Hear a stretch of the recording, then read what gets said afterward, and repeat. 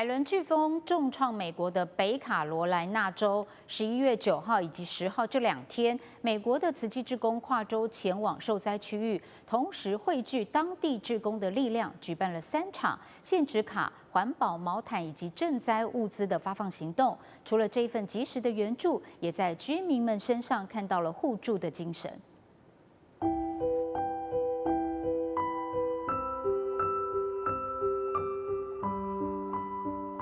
My husband and I moved here in 2015 with the plan to grow our own food, have a farm, make a homestead, and live a quiet, healthy, peaceful life. And that's what we started to do. We have 4 acres. We transformed the property into a beautiful farm with 30 chickens, honeybees. We grew vegetables. Our cabin, that was our business. And I was in charge of the plants, and that was our garden. And did you sell the produce? It was heartbreaking to lose it all. The entire property is destroyed.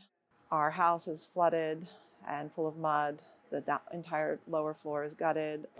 I don't know, we have every problem you can think of. The creek also diverted from its original location. It cut through our property. We have so much debris on the property that it is unrecognizable. It's more than apocalyptic. We did have a Buddha that survived. Oh, really? Yeah. Do you believe in Buddha, or Yes. just for you as a decoration? No, I believe. You believe? Yeah, Oh, yeah, I believe. awesome.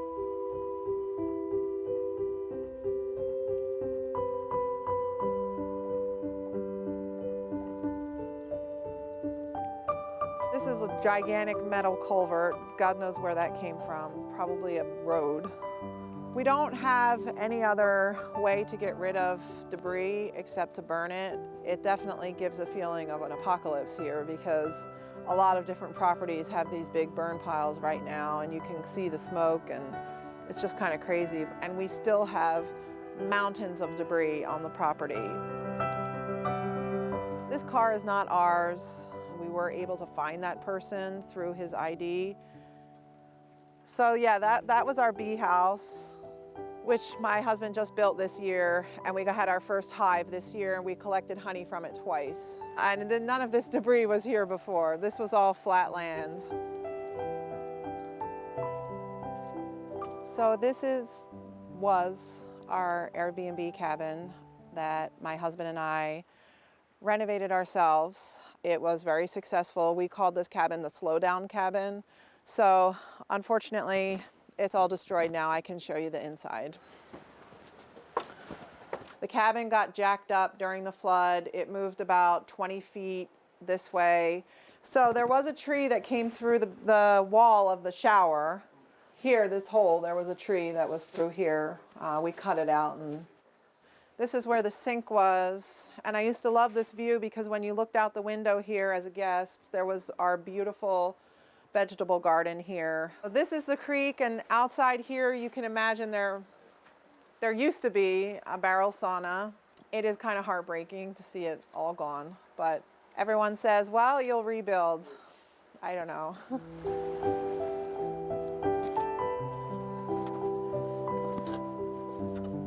At about 7:15 in the morning, and we had water coming in through the crawl space of the house. This whole part of the property was a tsunami already. The only option we had was to go up, which is here. So we came back here. My husband got the wire cutter. We pulled it back, and we just went up the mountain. This is how we got out. If we couldn't have gone uphill, I don't know what we would have done. We were really feeling desperate by the second week, and we kept asking for help, and nobody was coming. And I finally put it out on Facebook. I was like, no one has come to help us. And the wives of Facebook picked that up and told their husbands in Alabama, and they said, you need to get up there. I thought they were coming with tools, and I saw all of these machinery. And I rolled down my window and I said, are you from Alabama? And they said, yes. And I got out and I hugged them and I said, thank you so much. we were so grateful, and we were calling that the second flood because the second flood was the flood of help from people from all over this country who came from Pennsylvania, from Iowa, from Wisconsin, Minnesota. And we are so incredibly grateful for that, not only for the help of cleaning, but for the fact that it gave us faith to continue, because we were really just feeling like we couldn't do it anymore. Every little bit of help adds up to something. I feel very grateful that the woman I talked to was so compassionate and kind and let me tell her about what we lost. Yeah, we're grateful to be alive. Yeah, that's right.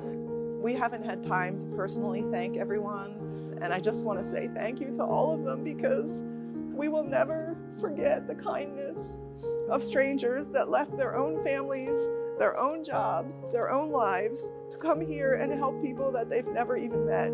We're just eternally grateful for that.